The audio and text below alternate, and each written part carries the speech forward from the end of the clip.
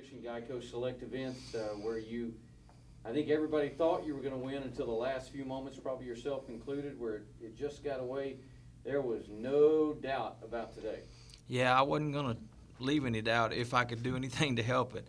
I have been close before in several of these Major League Fishing Select events, and I'm just glad Ott Defoe wasn't in the field today because he seems to be the one that comes back and beats me every time. But no, I got off to a good start this morning. I got on a little deal, and I just ran with it, and it worked. Just a blessed day. Do you like competing in the MLF format, and do you wish there were maybe more MLF events for you to fish?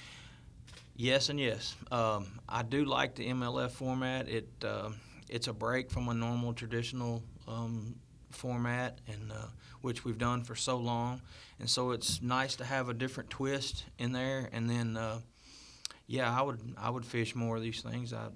They're just a great way to fill in the gaps in our other tournaments, and who knows where it could go. Mark, this was your fourth MLF event, and you just got your first win. Would you say that you're learning how to play this game better?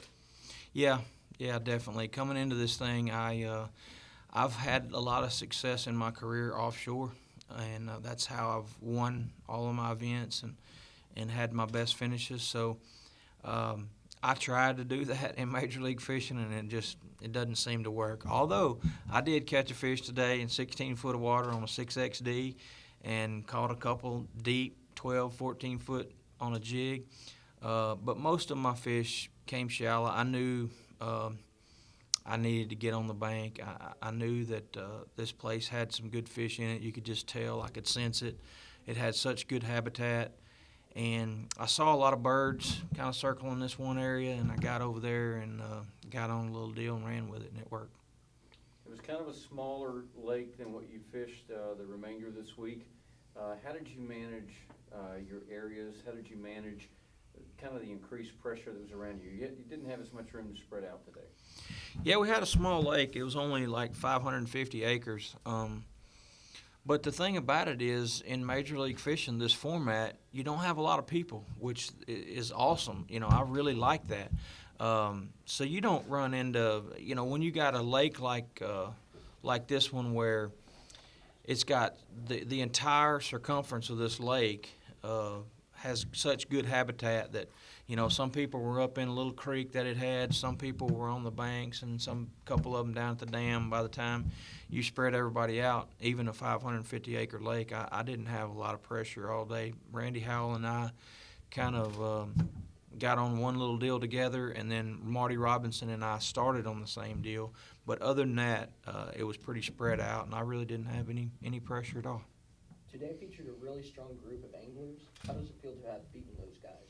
Oh, it always feels good to be the best of the, to beat the best on any given day. We're athletes as much as anybody, and to be on top of your game there's no better feeling outside of my spiritual life and outside of my family life. This is the best feeling that you could possibly have whenever an athlete is on the top of his game.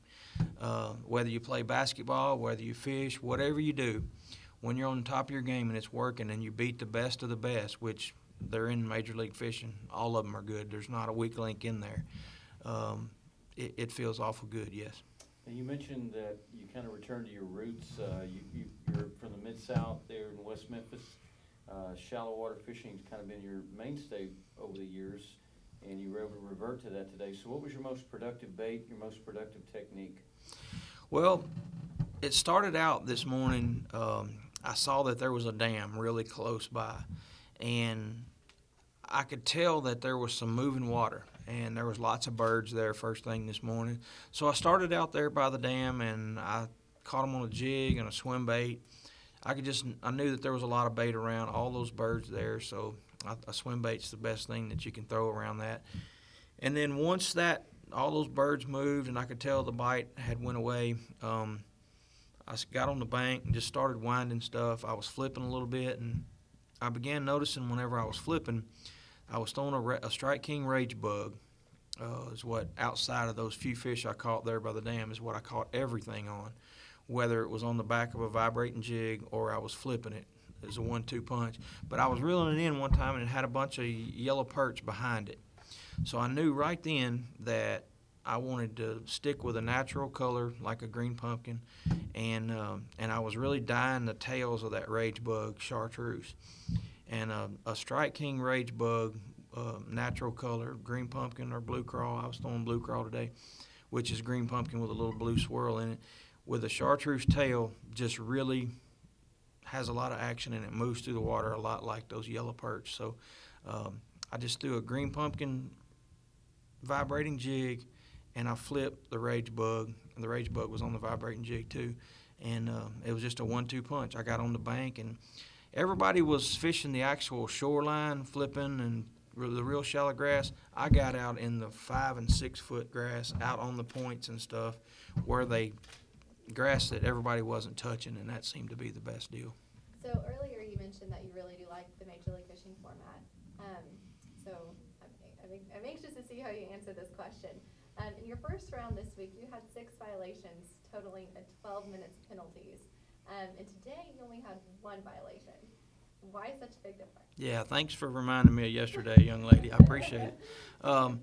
Yesterday, my round involved a lot of smallmouth. And anybody that knows smallmouth knows that they jump. And these were little guys. And I was throwing it a little bitty jig that had such a small hook. And, you know, I'd get them in the boat, and they would just, as soon as I'd touch them, they would come off. So naturally, you're going to deal with a lot of penalties with small. There's nothing you can really do about that.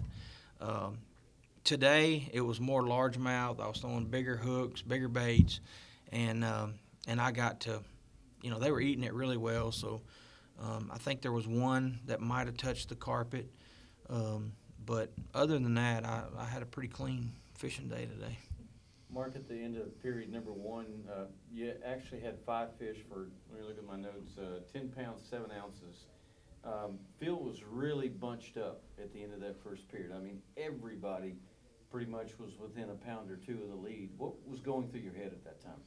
Just keep my nose to the grindstone. You know, I knew that everybody had not figured out the deal on this lake, because any private lake that you go to is going to have lots of virgin fish that haven't seen a bait very much, you know, and or they're going to be really aggressive. And I knew that there should be, based on what it looked like, the habitat, and then the fact that it doesn't get a lot of pressure, I knew that there was something that somebody had not figured out. And that was running through my mind, and because even though, you know, there just wasn't much weight being caught. And so I just kept my nose to the grindstone, kept trying new stuff, and then I got a clue. You know, that's what basketball players practice free throws, baseball players practice hitting. We practice using our outdoor instincts and figuring out by process of elimination, or just by, you know, getting a sign, an outdoorsy type sign. And I got one by those yellow perch coming back behind it. I knew then that was probably the dominant forage, and I just needed to get in some wind, and that was another big key we hadn't talked about.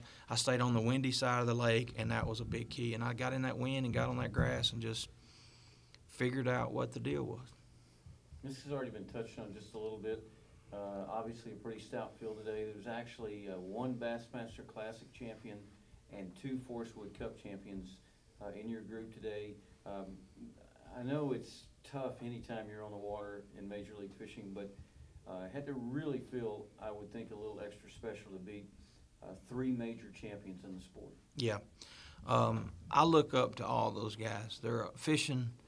First of all, fishermen are just a good group of guys. Second of all, Major League Fishing has got the best of the best in it.